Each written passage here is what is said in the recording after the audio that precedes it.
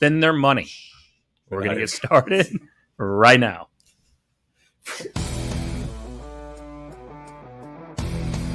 Welcome to the only real estate podcast worth listening to, with your hosts Nick Good, Matt Kelderman, and Brian Force.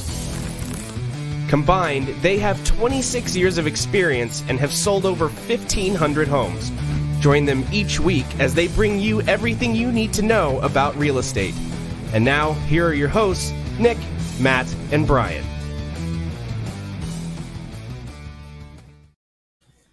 All right, episode 107. Today we are talking about how do top real estate agents spend their money. And today's show is sponsored by someone who did not make it on the show today. We tried. Because I think he's got really bad internet connection. Justin Nelson over from Sphere Rocket VA. So if you need to get more leverage in your business, which I'm not supposed to say more leverage in your business, according to Matt Kelderman. Leverage doesn't sound leverage. sexy. I just don't think I will tell you as a newer real estate agent, people say leverage to me, and like my old dumb bartending ass was like, "What are we doing here?" I don't know what we're trying to accomplish. So you want more leverage in your business, or maybe you just need some help on the administration side, the operation side. Go talk with Justin Nelson over at Sphere Rocket VA and mention TORE. TORE. Maybe there's a discount involved. Maybe there's not. So go talk to Justin Nelson. You can get virtual assistants as low as $3 an hour. They're amazing. We just had another one on board yesterday. So nice. Yeah. So talk with Justin and just give him shit while he's not on the show. And we had a pivot. I did watch. Look, I'm not a Friends watcher. I only watched maybe like 2 episodes of that. I did watch the Friends reunion thing on... Oh, is it already out? Yeah, it's on HBO Max. And aside from Jennifer Aniston, they all fell apart. I will say, I did not watch the it's just coming in. I saw the preview. Yeah. I didn't watch the reunion at all, but I am the person that like the second it went off Netflix or wherever it was, I just went to Amazon and bought like 5 seasons. Did you? Yeah, all I do is watch. We did that with The Office, too. I have 4 shows on in the background nonstop. It's either Parks and Rec, The Office, Friends, or New Girl. I will tell you that Matthew Perry probably needs a lot of that money. Yeah, I heard it was rough. It was not great. And so as we were coming up with a secondary show topic today, right?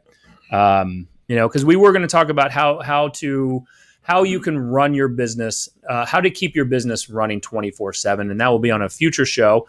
But if you watched last week's show with Carrie Heibel Briner, so Carrie Briner, I think she's dropping the Heibel part now. Yeah, dude, that was an amazing show. Yeah, episode 106. Go listen to it. iTunes, leave us a 5-star review because it's almost like you needed a good smoke afterwards. Sometimes we're tight on time. That was one of the only ones that I was like, man, I wish we didn't have anything going on after this because I just wanted to sit there and listen.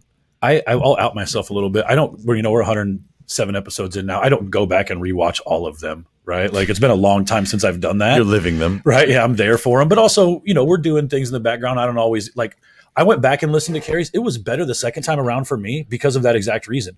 I'm distracted by trying to find something or, we're kind of like queuing something up on the back end or something. And like, I went back and listened to it and I get 4 or 5 more nuggets after that. Yeah. It's a good one. And I don't go back to a lot of shows and be like, rewatch last week, whatever. Go back and rewatch last week. It was good. That was good. For sure. And the Ron Smith who was saying, he's like, I learned from the reunion show that I wanted to be like Jennifer Aniston and not Matthew Perry as far as aging goes. Yeah. You ain't wrong. Yeah. Super true. Yeah. So, as we were coming up with today's show topic, with our secondary show topic, we were tossing some ideas around. And so, Brian was like, all right, how do top real estate agents spend their money? And if you watched us last weekend, it was Memorial Weekend. Obviously, we spent our money. If we're going to throw ourselves as a top real estate agent, that's assuming that that's what people would call us. We spent our monies on fireworks and grass-fed beef. That was pretty much it. If you're wondering what I'm talking about, my Facebook page is always on public. You got to scroll back about 6 posts to see the gangster mob box of stuff that I didn't even realize until we got into it. And as Brian was telling me the whole night, he's like, dude, we got to ration these. We're going to go through. I was like, dude, I'm over here taking an inventory. And I swear to God, we have more fireworks than any group of humans need. And what happened 2 hours later? We were bored with fireworks. And there was still a mountain of fireworks that Nick's going to explode next month. Well, this is how it really started, was that we went for a boat ride, right? Yeah. So we got a new boat in. And obviously, so like Aaron Foster just said, on stupid shit, Yeah. right? So we got a new boat. And by the way, if you go back and listen to any other videos that my brother and I had ever done in the past, we always said we would never buy a boat. Yeah. We just bought a fucking new boat. Super nice boat. Yeah, It's super nice very boat, nice. right? So we went for a boat ride. Matt and Brian stayed behind, and they came back with fireworks, right? I thought we came back with a lot of We fireworks. had a box too. of fireworks and then some more. I don't buy fireworks on the reg. I thought like $150 worth of fireworks would last the 30 people that were at the lake for like all night, no problem. By the way, there is a method to our madness on this storytelling. This This does isn't gonna be us involve flexing dumb shit on you. This for the does next involve 45 minutes. your real estate business. This does involve real estate, but and so they come back, and Heather's like, they got a lot of tiny fireworks. Yeah. Like, look, they got the poppers, the shit you throw on the ground. We got 2 boxes of artillery. Yeah. That's the extent of what we got. So Austin, myself, my brother Austin, Heather, and I, we go to the fireworks stand, and we're looking around, and luckily Austin was there, because this would not have happened if Austin was not there. Austin's like, man, our budget's like $1,000. I was like, $1,000 Just on super out of character for him too. yeah, $1,000 on fireworks. I'm like, all right. So we start looking, and we found The Godfather, which was this That's what it huge was. box. I wish Jesse could pop I a like picture how of that copyright right now. infringement just doesn't exist in the firework world, because we also got some stuff that had like a lot of like there's a lot of like knockoff somehow like Trump fireworks too. Yeah, it and the was all Godfather was clearly a mafia style Godfather box that like apparently you just can't sue firework makers for copyright infringement. Well, it's not at like all. they had Al Pacino's face on there. It was just like some I feel like it was generic, close enough. Yeah. fat-faced Al Capone looking guy. And so we ended up walking out with about $1,200 worth of fireworks. Fun fact. Good God. Fun fact. If you go to a fireworks stand and you spend that kind of money, they will throw in $200 to $300 worth of Just fireworks other for free. stuff. They're like, by the way, you get a gift. You're dumb enough to spend this amount of money. You get a gift. And it's not a T-shirt. They give you more fireworks. They give you more stuff to blow and up. so that was and that was a investment, because it was very fun Yeah. until Until it wasn't. we threw some fireworks in the fire.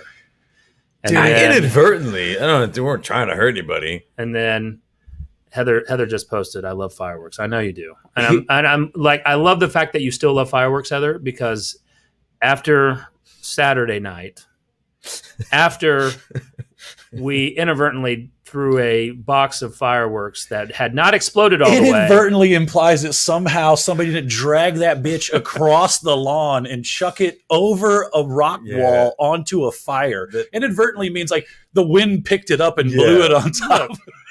It was I'm definitely choosing my a words wisely. conscious Inadvertently, decision something by happened. someone to actually throw it on there, knowing there very well could be fireworks that hadn't Here's exploded the yet in there. situation. If you are any kind of a friend of the show, you will know that I hold these two gentlemen in very high regard when it comes to the intellect. And these two jackasses made me the most intelligent person in the room on Sunday night. Yeah. Sunday, Saturday, Monday, whatever it is. But it was a fun night. It was definitely an investment. Yeah. It's cool to see. I'll tell you, now that looking back, it's cool to see fireworks explode on the ground right by you. Yes, like if you right? survive, Yeah. it is a And look, memory. it's a fun story. And look, that is an investment, because it's an investment up here in our brain. It was the best weekend I've had And in a long there time. you go. And so, Hands down. in your real estate bit, as a real estate agent, most likely, hopefully, you are making more money than you have, right? And so, we talk about when we do go to the lake. By the way, we're not flexing on any of that. no. The boat is not a flex. Sometimes it is, but it's not this. to flex on other boats because that thing is legit. Yes, and so the conversations at the lake typically involves where are we putting our money? How are we going to? How do we go and send our dollars out? And then they're going to go marry $5, $10. Mhm. Maybe they marry a $100 bill. Ooh. Maybe they come back and Love it when that happens. yes, right. And so that's what we want to talk about today, because we've done a decently good job, I would say. I mean, that lake house was bought on investment dollars, Yeah. Oh, Right. absolutely. right? And so And you bought it at the right time because you're already just the market is right now, it's probably worth 30% more. Well, I mean, was that Seems the like- right time? So again, Who knows? yes. Last year when we bought it, we said this is not the right time to buy because we Yeah. bought the most expensive home in the neighborhood. Thankfully, Lance just sold another one that is now the most expensive home in that community. There you go. But from an investment standpoint, what are you guys looking at, and what would you advise? As your disposable income. Actually, let's ask Matt this. Sure. Right, because Matt doesn't shy away from as he's moved up now, his disposable income has continued to increase. You've now wanted to learn where to go put those dollars. Yeah. So I'm finally to a point now, and again, if you've been watching the show for any amount of time, you've seen part of this journey, right? Like I came out of a marriage with an insane amount of debt and have managed to get that under control and now starting to make enough money to where there is disposable income first off, which is never was the case. It was always really commission check to commission check. And I think for me, one of the first steps in, let's just assume that your day-to-day is taken care of, right? Let's assume that you're now making enough money to where you're paying your taxes and you're paying your expenses, right? The first thing for me was just getting an alignment about how I wanted to sock away a little bit of extra money. And the way I had it explained to me that resonated at a high level was what we do as entrepreneurs by default is already the home run swing in our investment. Sure. Right. I was looking at it from the lens of a 41-year-old at the time thinking like, dude, I've got to hit a couple of home runs because I'm starting from like zero. Yeah. Right. And as I started realizing that the job that I do is already the home run part, it allowed me to start looking at the investment a little bit different and the percentages a little bit differently to where in the span of a year, not only have I gotten almost completely out of debt, everything is managed, money is being put away for savings, coaching is being paid for, right? Like Sure. all of those types of things. My very first investment in myself was coaching. Right. Yeah. Like, keep in mind, we don't have any coaching crap going on. That was just the first thing I ever invested in myself. Yep. That I wasn't sure how the dollars were going to come back to me. Sure. Right. And I think at the time I would definitely have not have been considered a top agent when I signed up for coaching. And I like that. Let's go down that path for a bit before even we talk about, because depending on where your financial status is right now, and that's number one. Yeah. Right. Where I just came back from 2 weeks ago, I came back from a real estate seminar that turned out to be more sales. It was a sales seminar. Yeah. It was based on, it was kind of a married of Tom Hopkins and Brian Tracy in their sales approach and their tactics, and actually the scripting, which there's a lot more. And this was based around the syndication world on the investment side. And I'm like, holy shit. First off, a lot of these people that I'm in the room with are high net worth professionals that are now getting it, like top surgeons, dentists, business owners that are already making seven figures and their other businesses are sold out. Now they're getting into the capital syndication business, and they're over here learning what we've learned as real estate agents, Sure. right? And they're continuing to invest their money into themselves, the personal development side. And that's an endless return. Absolutely. So number one, when we talk about it, where should you be as a top agent? Where should you be spending your money? That should be in the personal development space back on you.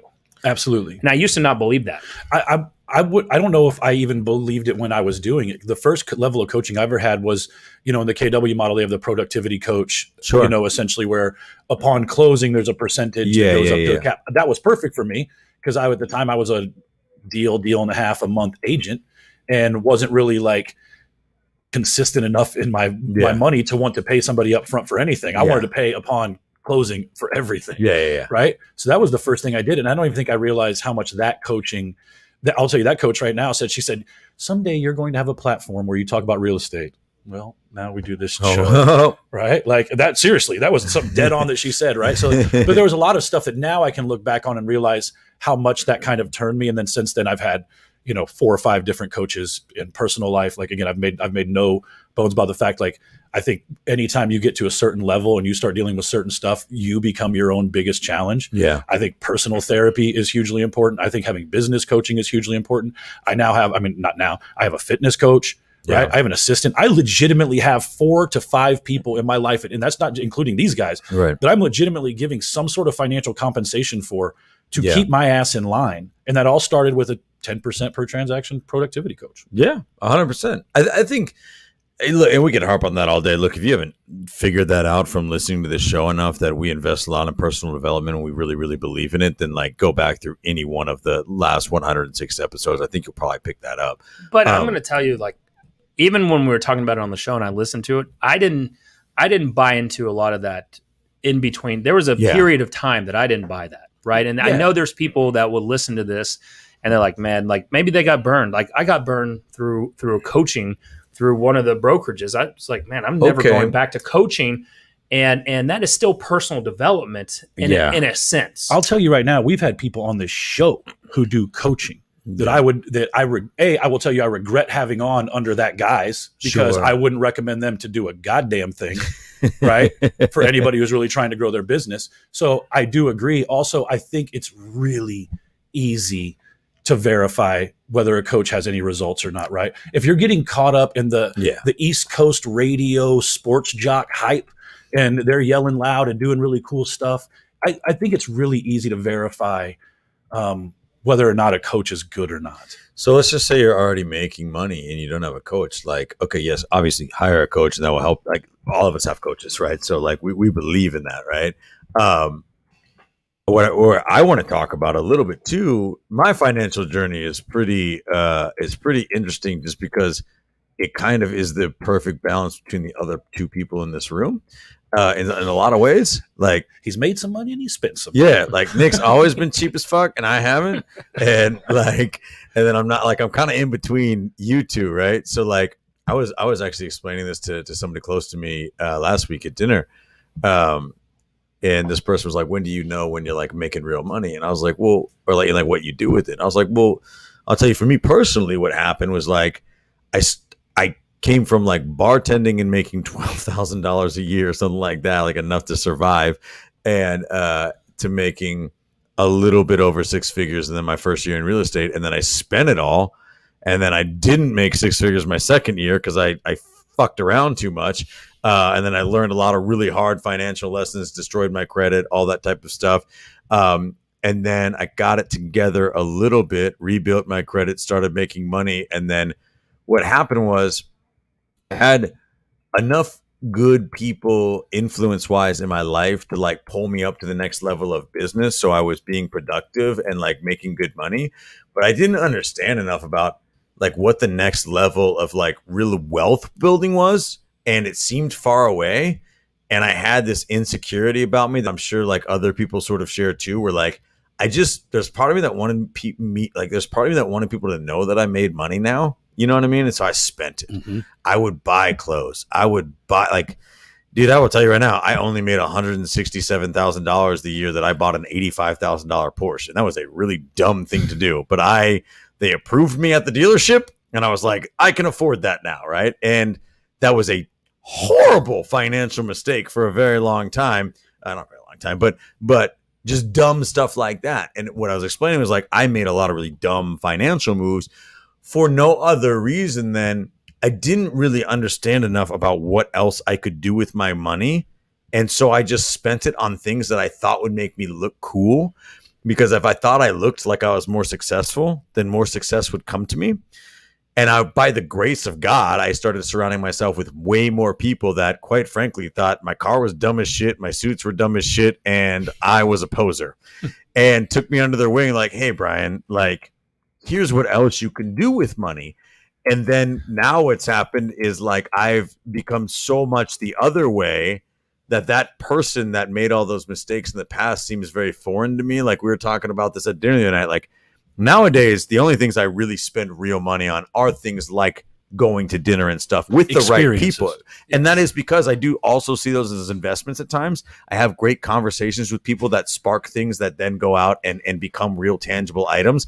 And my wife had to spend like 6 hours the other day convincing me to buy a $60 pair of shoes because I was like, you give me enough resources, I'll make my own shoes, right? Like, and so I've kind of fishtailed in the other direction.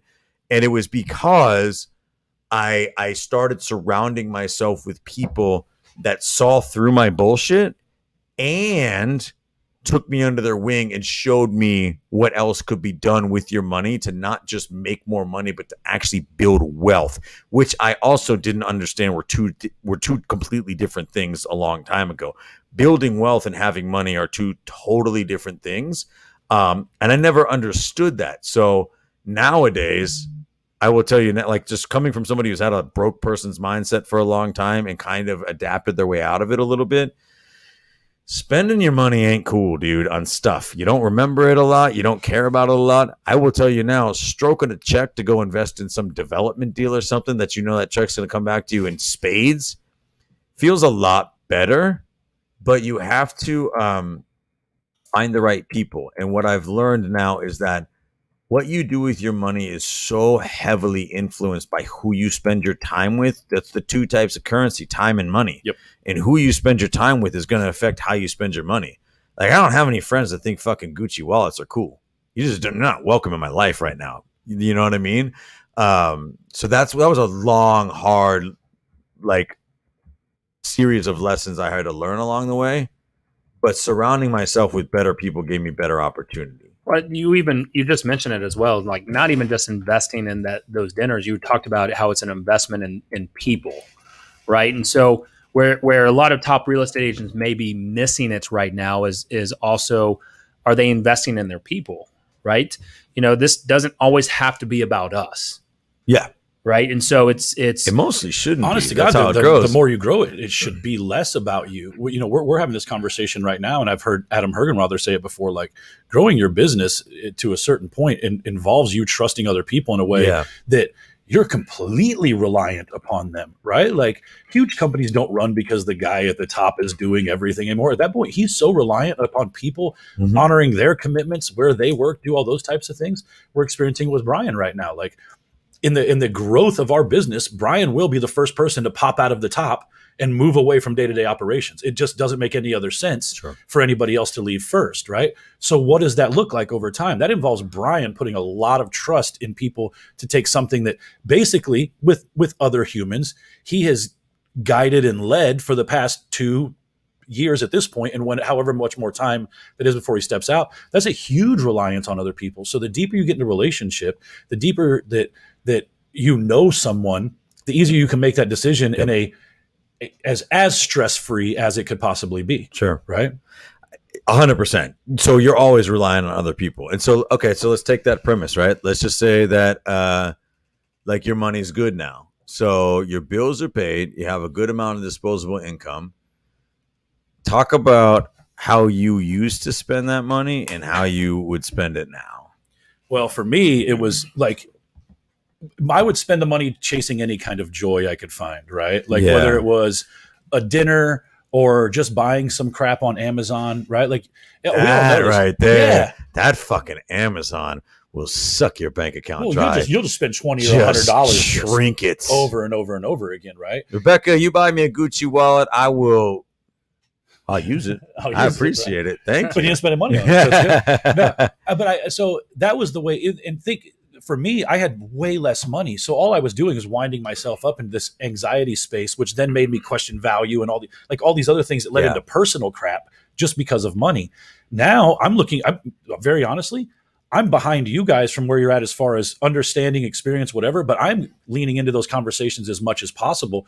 I text Brian last night. I brought something up yesterday from a business perspective that I probably shouldn't have brought up. And I said, I'm just so excited to be doing all these other things with you, because I know that you have my best interests at heart, right? Like, I'm so excited to have the opportunity now, as money kind of increases in these smaller chunks, to just devote it to other stuff. Yeah. Like you said, the good feeling, it's very much like when you turn 40.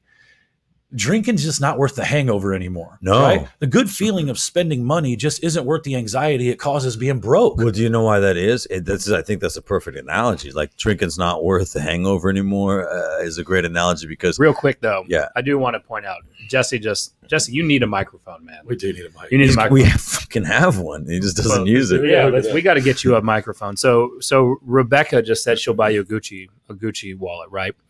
And that's not the big part. That comment came from YouTube Live. Oh, finally. Yes, Rebecca, you're she's the Hey. first that we've noticed commenting on YouTube Live. So I did need to, Now comment first. yeah. So I do want to stop that down real quick, and we are on YouTube. We are on YouTube Live doing this every week now. That's awesome. Wanted to stop that down, and I do want to kind of take this in a different direction a little bit, right? Where at what point, right, do you feel that you want to start investing, right? Because we were talking, this was about a month ago, it was when we went to Fogo, Okay. and about a month ago. and you know, Matt's like, oh, I got X amount, and Brian's like, you need to invest with this rental property, and I'm like, nah. Yeah. No, you're That's not pretty putting. dark. I was like, we're not putting. You're not ready yet, Yeah. right? You needed a little bit more. At what point, when do you start investing those dollars to get a return? I don't know, because mine's been a slow, gradual buildup, Oh, right? And that's man. something that when we start getting advice from the financial side, is that it's hard to look at this from what we've done, Oh, yeah. right, or even what you're doing now. You're like, man, I've been scraping by for so long. All of a sudden, the cards are now hitting, Yeah. and you're like, well, I don't know what to do, because like in our world, we don't invest in stocks. Really? No, because we don't know them, right? We Sure. put all our energy into learning the real estate game. Sure. That we know real estate rentals, Mhm. we know real estate development, Yeah. for the most part. Sure. That's a learning game, right? We are starting to learn the real estate syndication business, Sure. right? And then how to run a real estate team that is quote unquote seventh level ish. Doesn't exist. But I know what you're talking Yes, right. From a standpoint of what people understand, Yeah. even though that's another show topic. about. Yeah. Where you're starting to get those monies coming in Yeah. from all these different levers. I mean, I would tell you, I'll just kind of give you like my setup, because I'm pretty structured with this stuff, right? Like my setup, if you're going to like just ask the knockdown question, at what point do you start investing? Today would be a great, it's like, when was the best time to plant a tree or whatever? Today is the best time to start investing. How do you do that, right? And that is where you're probably not even ready to start investing until you kind of understand what your life should cost you every month, or what the amount of money you need to spend every month to live the life you want to live in a disciplined fashion, and then stick to that. Like I can tell you right now, at a very base level, to survive, me and my wife and my two dogs, it costs $5,342 a month. Not a lot. Now I spend more than that sometimes because I like to eat dinner with you guys and hanging out and stuff. But my structure now is everything beyond $5,342 a month. When my money comes in every month, 10% goes into the markets. 10% of that 10% goes into crypto right now, because I'm still seeing how that's going to. I got a lot in there now over time that I've built out, and then everything that doesn't go into paying last month's bills goes into a fund where that's where we do our real estate investments from. Right. I would say so 90% of my disposable income gets invested in real estate, but if you figure out what that budget is and get dialed in with your expenses, you should at least be able to start investing something today. That is the part that people fall short on. If you ask, I would venture to guess, if you ask most real estate agents what their life costs every month, they don't have a hard number on it. So you're probably not ready to start investing until you can at least get that number. And I will tell you that number is usually you're able to whittle it down a little bit if you're realistic about yourself and your behaviors and things like that. And then just to add to that, I will say when we talk about, I talk about Gucci wallets and shit like that, right? Like when you're really ready to start investing at a high level, what I realized at some point, I don't know where this happened, is like we're all chasing the same thing. It's an experience, right? Like think about it on a personality level. Like when we buy cool shit and spend money on it, what are we really chasing? We're chasing people thinking we're cool. And then what does people thinking we're cool lead to? Well, maybe we get into better rooms with cooler people.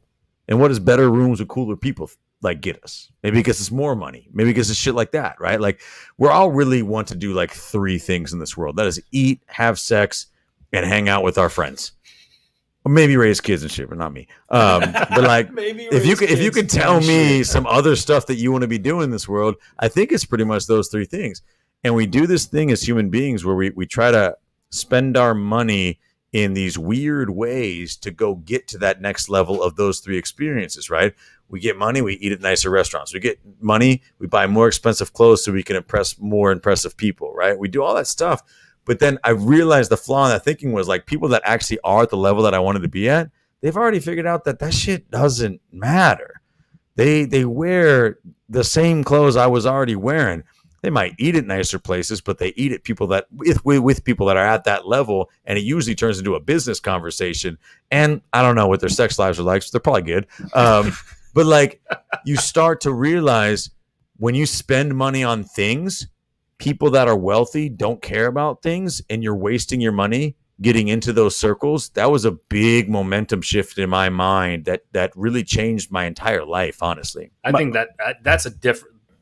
We can go down that show topic. I like that. Because that is as, and Matt will say this, right? You've said it, as your confidence level grows. It doesn't even have to be your money right away. Yeah, that was a big thing as for your me confidence level grows within your profession, whether this is real estate, whether it's real estate investing. I will tell you, when I went to that capital syndication, it was called How to Win Funds and Influence People, Yeah. right? I'm going there and I'm like, man, and I was telling somebody about this. I can't remember, it was Heather, Elizabeth, whomever. I was like, I felt out of place, right? Because when I walk into typically a real estate agent conference, like, I know what I do at a high level. Yeah. There, I'm not doing it at a high level yet. Austin is, and I'm walking in there. I'm like, real reserve, kind of scoping the room Yeah. out. And then Fine you get in in there and you're like, all right, these people don't care. They're having the same reservations, right? And you just have the conversations. What does everyone typically want within your circle? They either want, like you said, more money, better life, maybe more time freedom, maybe more sex, like you're talking about, Probably. maybe more kids or less kids, right? Find a way to get rid of some. But it's the basic basic hierarchy of needs. And so when you start to analyze that, it's like, all right, in my world, Austin and I's world, what we're looking at doing is we're not looking to continue to overcomplicate our lives. Yeah. Right. We look at our investments need to return some dollars, hopefully six figures. Yeah. And that will continue to fund the lifestyle that we are building, right? That house the lake house we bought, that's a family compound between myself, my brother, our wives, our kids that will pass down. Right, we're continuing to buy the land around it so that we can continue to grow and expand. Yeah, that lake lifestyle is funded by those investments. And if you heard the conversations that we were having, it was, how do we zero out the cost of this by utilizing some of these other investments that are coming online? Our storage units are coming online, and that's paying us. You heard the number. Yeah. That's paying us, and that we're like, okay, well, we've got all this shit covered. So how much easier is your life if you had those and they were covered by these investments? Yeah. Your monthly bills are covered from your investments. Yep. Your real estate expenses, like Rebecca says, you have to look at your overall budget at home and also within your real estate business. So how do we zero cost our life through our investments? So that we can do whatever we want. I will tell you, I had this experience, and Brian was there for it. The moment I realized last month was the first time that my investments had zeroed out the cost of my life. That's pretty cool. That last month was the first time I realized that. I looked at Brian, I showed him a spreadsheet, and I was like, here's what it costs me to live every month, and here's what I just made off what we've been doing. Yeah. Right? Never in my life has that happened one time.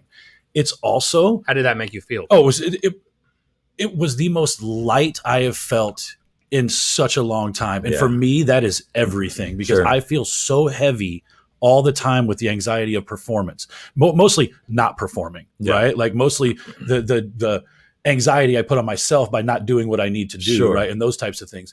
And to have that moment where essentially just even in that one moment, again, I know it's going to happen so many more times, but that first time was a lightness I have not felt around money in my memorable adult life. Yeah. It's so funny because like that's why I love this podcast so much, like how real and raw it is. Like we're basically going back to the conversation you're just talking about. Like we're having the same conversation that you, me, and your wife had at the kitchen table at your lake house last weekend about money and stuff, where you're talking about how do you fund your ultimate lifestyle, right? And I feel like a lot of people do this thing where they just have this insanely grand vision about money, but like no tangibles around it. And I made the example with Heather. I was like, dude, I don't want to be partying on rooftops in Singapore. That sounds exhausting. Like, I want a lot of money, but like, I want to, like, last weekend was a great example. Like, I was at a beautiful lake house with my friends where I could do a million different amazing things that I wanted with people that I love. We had great food. We had a great time. We almost killed everybody. And I'm gonna be honest, I fucked in your lake house too. So we got the whole trifecta there. And when I say those things, right? Like, I think that maybe is part of the ideology around money. Is it is a lot simpler to view the money and wealth building through a lens of absoluteness. When you figure out what that ideal life is, I will tell you that for a long time, I struggled with money because I struggled with what I wanted my life to look like. And now that I've gotten a better hold of that, in a weird way, it actually is much easier to make money. I don't really struggle with money anymore because I don't really struggle with what I want my outcomes to be. And I think that's a good jumping off point if you don't have that nailed down. No, I agree. Like, I love fucking your lake house. I'm going to do that. But and look what it did. It continued to open up doors. Like, Sure. you know, the neighbor, right? You actually met, you know, our buddy Shane at, you actually ran into I him was at a going to ball bring game. that up. Yeah. You met him at a ball game, but, you know, he invites us over to his house. He has I spent money on an experience, met a very wealthy person who happened to also be in your circle, Yes. who we just were spending a few hours talking to at the lake house. yes, Yeah. that we got to, you know, that was his pool that Yeah. Matt was posting in, right? That was unreal.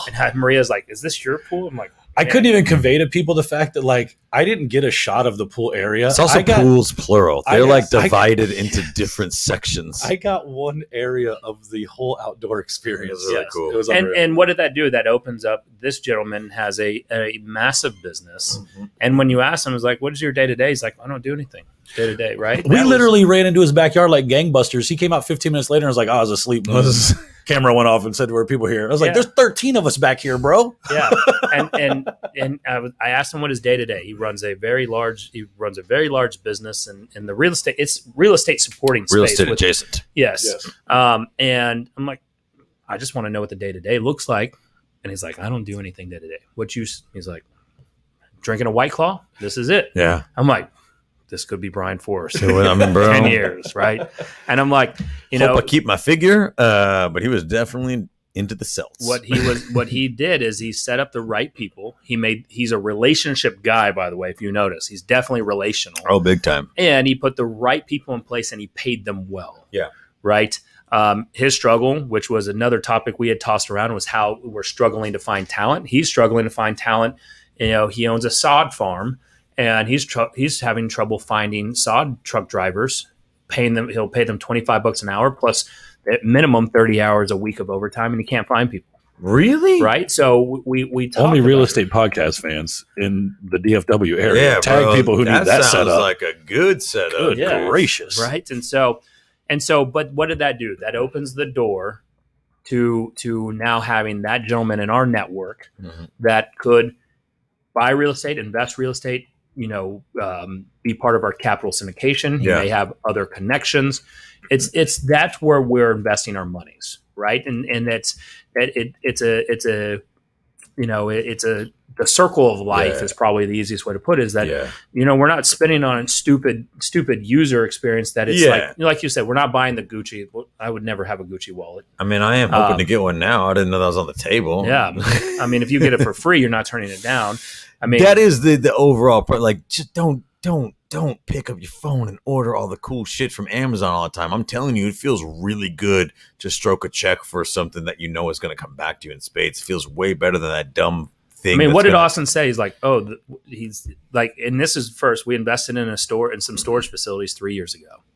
Right. And there were some delays. Yeah. And then he's like, it's coming online. And it's a good salary. Sure. It's a salary that most people would want. I think that's what people don't understand is when you invest your money, you can literally clone yourself as far as the financial world goes. That's just the truth. Yeah. That's bananas. I mean, in David Osborne's world, GoBundance, right? David Yeah. Osborne, the owner of this Keller Williams office. and many other Yeah. offices. He talks about what percentage are you? What percentage of your life is being funded by your investments? Yep. If you're 100%er, that means that 100% of your investments cover the cost of your needs every single month. If you're over that, that means you have more money coming in from your investments than what you're spending monthly, right? And so the goal is to get to be over 100%. Yep. Because you wake up, your needs are covered, everything that it costs to fund your life daily, weekly, monthly, yearly is being covered, and then you even have more than that coming. More in. money than you had yesterday. Still. Yes. That makes sense, man. Right? That should be the entire goal. What would you say? Because we're talking about how top agents spend their money. We focus on our businesses day in and day out too. I think where people get in the weeds is they just don't know what to do. Yes, they do. Start. Yes, they do. Okay, They're maybe they do.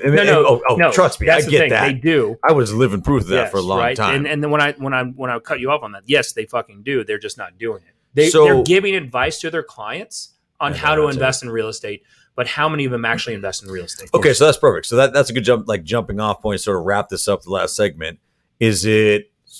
Would you recommend people take a little bit of money and go buy their first single family, residential home they flip or hold on to as a rental? Would you wait, to save up and invest in funds? I think it depends on how much time you have to actually to dedicate to it. But there's a lot I just think a lot of people are so gun shy that maybe that turns them off too.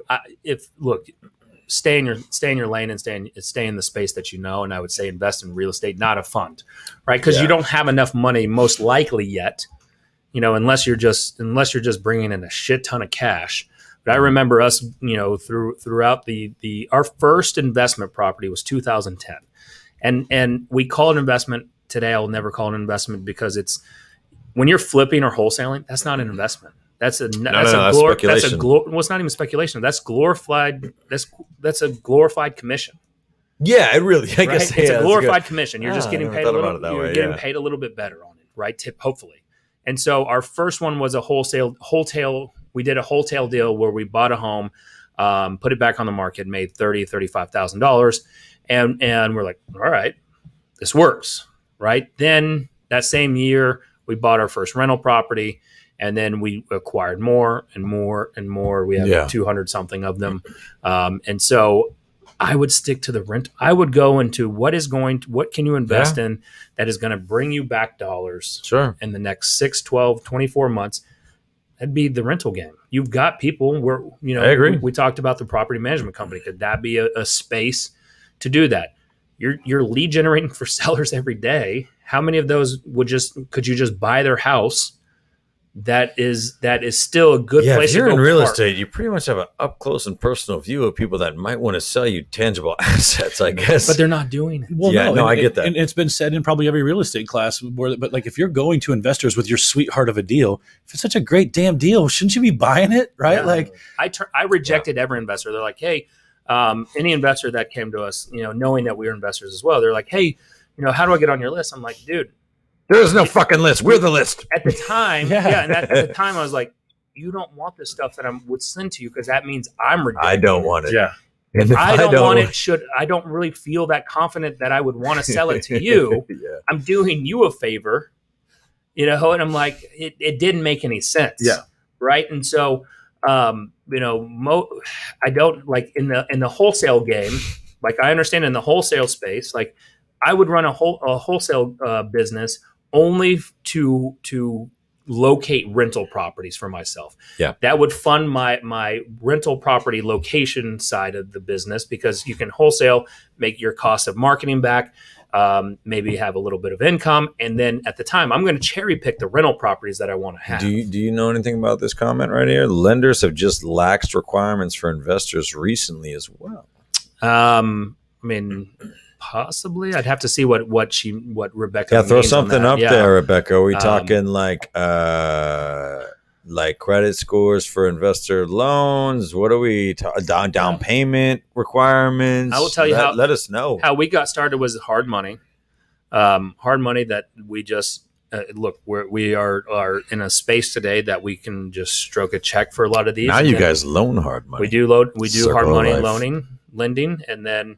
But we're at that point where we just write a check for them, and then we do cash out refinances to get our money Supposed back. to do the lake house, yeah. Yes, right. And so that's where we're at. So I don't know a lot of it. Lenders, so I think a lot of this just comes back to, look, you can't spend money if you don't have money.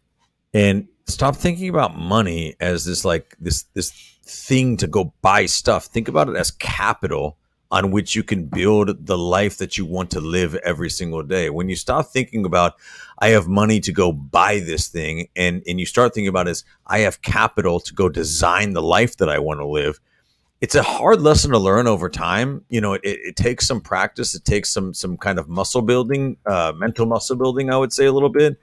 But I will tell you, it's easy to be very frugal with shit that doesn't matter when you start seeing your dollars and cents as capital that can help you eventually live whatever life it is that you want to live, rather than dollars and cents that can go help you buy that next cool thing that you want. And I know we're talking about some higher level stuff now, but that does go back to that basic premise. If you're a spender straight up, you're just never going to get ahead. And I don't know what the stats on this, but I think, what was it, like 48% of America can't even come up with $800 if it was an emergency situation or some shit like that. It's too much of a percentage. I thought it was a lower number. Yeah, I think it was might have been 400. Yeah, dude. it might be 400. Like, it was fucking spend, bro. Yeah, and so, and they live paycheck to paycheck as well. Yeah. So that's a spending problem that might be also, we justify even our housing, maybe shelter costs at that time. You're in a higher rental area just because of location, but at the same time, you're putting yourself and digging yourself in a hole, or maybe have a higher car payment when you didn't need one at that time. And so, what I look at is from a motivation standpoint. If I'm just now trying to get, if I needed to get restarted in it, my motivation for lead generation would be, all right, how do I two birds, one stone? I'm going to lead gen for homeowners, for sellers, that I'm also going to look at how can I find rental properties behind it. And can I also use that to go get listings?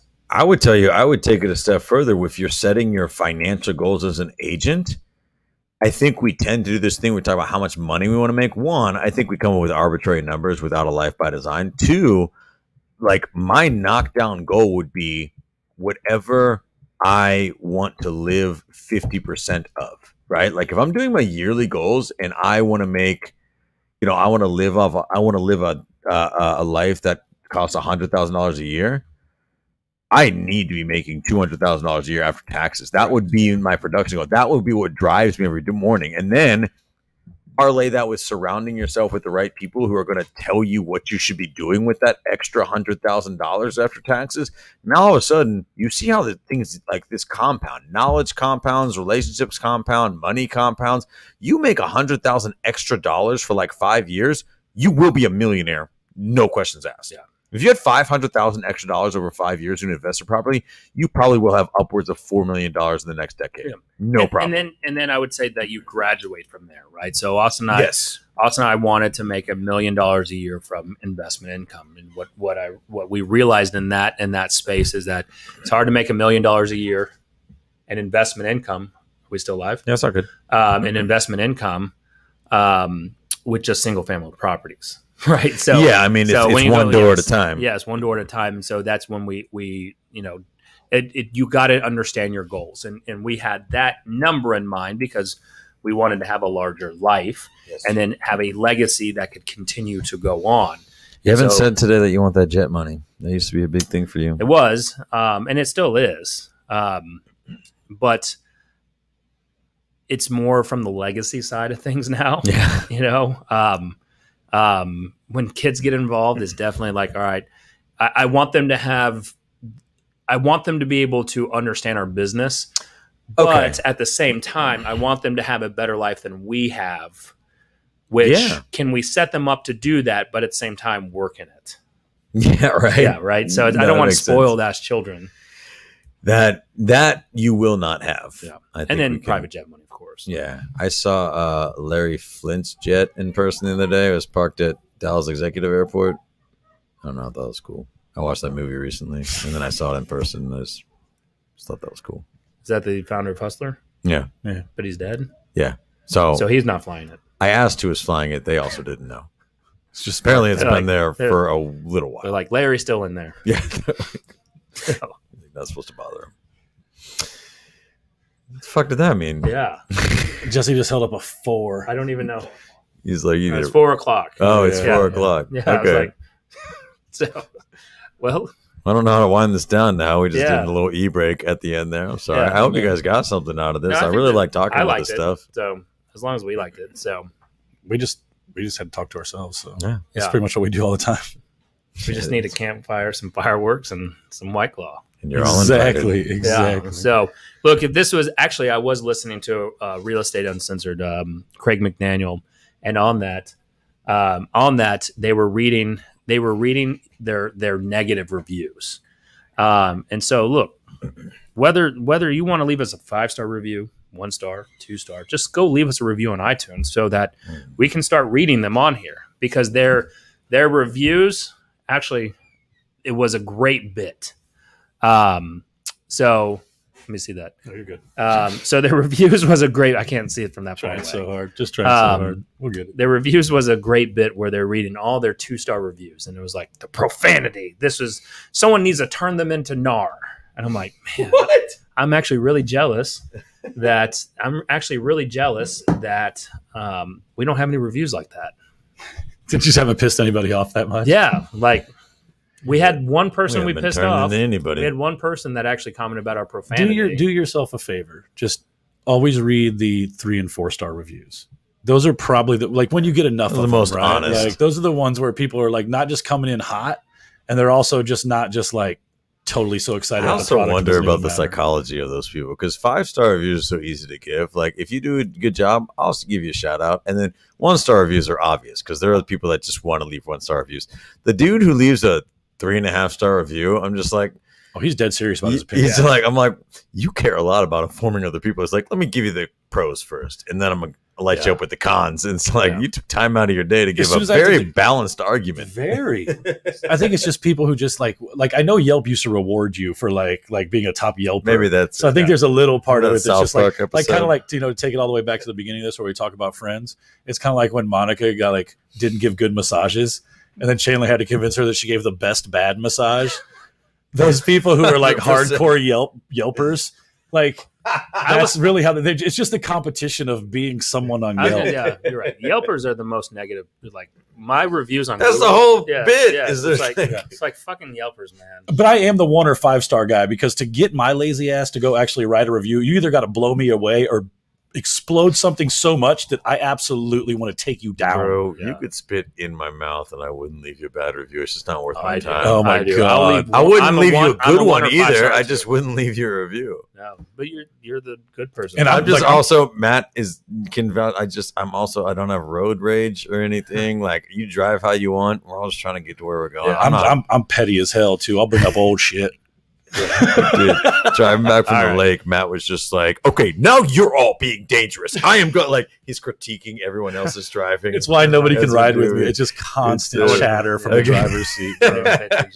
right, the end of today's show is brought to you. This fucking train wreck at the end here is brought to you. held on to it for 52 minutes. Yeah, brought to you by Mortgage Mike.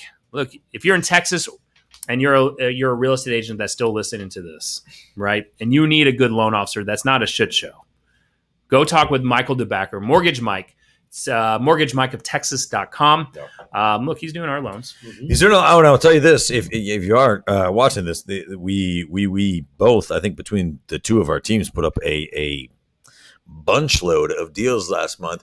DeBacker is and his team now are doing almost as close to a full underwriting of the clients before making an offer that you can get right now. We've actually even had offers that we've won in multiple offer situations where that was actually cited as the reasoning. We were joking around today. So understand we've got an edge right now if you're not using them, and we are. We were joking around today. Arthur was like, "Yeah, he's this guaranteed close," and I'm like, "Did he give a time frame on it?" He's like, "No, just guarantees close." I'm like, "Cool." It's like me. Yeah. I'll guarantee to sell this house No. just Here's whenever what it does. goes. He spells it CLOTHES. So if he doesn't close, he buys you a T-shirt. It's guaranteed Oh, close. I like it. I like it. Actually, that's a great bit. That is a Yes. genius So, bit. DeBacker, you've got this. So, mortgagemikeoftexas.com. look, even if you're not in Texas and you're referring agents here, go get them over to a local lender first here in Texas, especially Michael DeBacker. He can do all over the state. He's doing a lot in Houston as well. So mortgagemicrotexas.com. Hey, Jesse, I'm ready to go home. This was too long today. Let's go. Thanks for watching the show today. Make sure if you're watching this on Facebook, you head over to our group, the only real estate group worth being a part of, so you can watch the extended conversation. If you're watching this on YouTube, make sure to like, subscribe, and hit that notification bell. And if you listen on the Apple Podcast, leave us a review. We'd really like it. So just do it. Do it. Do that over there. Go to this one. Then go to that one. Thanks.